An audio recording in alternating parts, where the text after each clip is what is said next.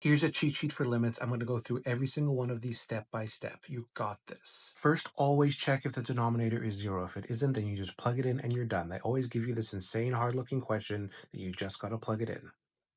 If it is, then check the numerator. If that's 0, use L'Hopital's rule on this indeterminate function. You don't have to, but it's the fastest way. You can also use any of these other methods. If it's a rational function with quadratics, factor it. Something's going to cancel. Here I could have used L'Hopital's rule, but I chose not to show you what else you could do.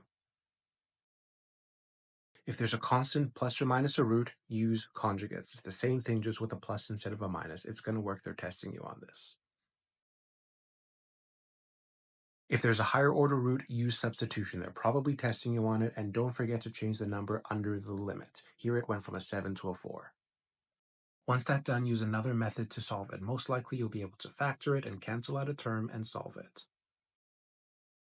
If none of these methods work, check for continuity. If there's a compound function, it's almost always going to be a continuity question. Check the left side, right side. If they're not the same, the limit doesn't exist.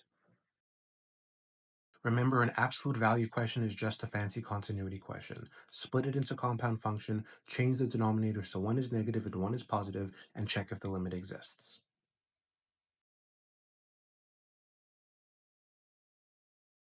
If none of these is working, check the edge condition. Plug in a value slightly less and slightly more than where the limit is and see if they both exist. If they don't, the limit doesn't exist. If they do, then it does.